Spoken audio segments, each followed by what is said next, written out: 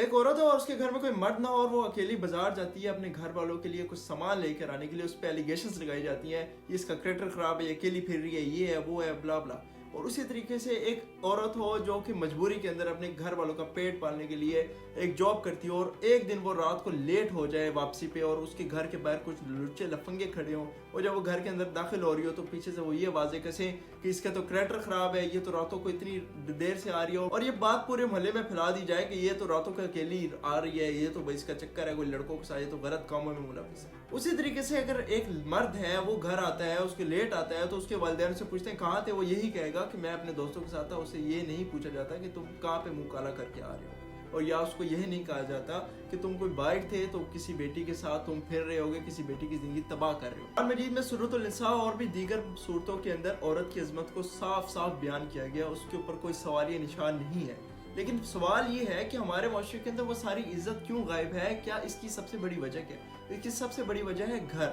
یعنی جیسا کہتے ہیں کہ جیسا بیج بویا جاتا ہے ویسے ہی درخت نکلتا ہے. اسی طریقے سے اگر فرض کرو ایک والد ہے اپنے بچے کے سامنے والدہ کو گالی گلوچ کر رہا ہے, ماں بہن کی گالیاں دے رہا ہے, اس کو جوتے کی نوک پہ رکھ رہا ہے, اس کو گھر کا نوکرانی بنایا ہوا ہے, آپ کو کیا لگتا ہے وہ بچہ بڑے ہو کے عورت کی عزت کرے گا؟ وہ تو اپنی ماں کی عزت نہیں کرے گا, کل کو اپنی ماں کو گالیاں دے گا. میں نے کافی خاندانوں میں کیسز یہی دیکھے ہیں کہ بچوں کے سامنے ان کی والدہ کو مارا پیٹا جاتا ہے, گالم گلوچ کیا جاتا ہے, اور یہ دکھایا جاتا ہے کہ تم جوتے کی نوک پہ ہو میرے, اور تم 2 ٹکے کی ہو, تو ایسے الفاظ استعمال کیے جاتے ہیں. اور بچے نے جب یہ گروئنگ ایج کے اندر یہ چیزیں دیکھنی ہے کہ ایک عورت ذات کی تو یہ اوقات ہے کہ ہم ہمارے تو وہ جوتے کی نوک پہ, ہم نے تو ہمیشہ ان کو نیچے رکھنا ہے, تو میرے خیال سے وہ مستقبل میں بچہ بڑے ہو کے ریپسٹ ہی بنے گا, وہ گلی محلے میں لڑکیوں کو ہی چھیڑے گا, اور یہی سمجھے گا کہ ہم نے تو ان کے اوپر حکمرانی کرنی ہے, ہمارے لیے تو یہ میٹیریل ہے اور ہم تو ان کے اوپر حکمرانی کریں گے, اور یہ تو ہمیں کچھ کیا کر سکتے. ہم لوگوں نے یہ سمجھ لیا کہ تربیت اسے کہتے ہیں کہ بڑوں کو گالی نہیں دینی, بڑوں کو سلام کرنا ہے, پیار سے بات کرنی ہے, تمیز سے بات کرنی ہے.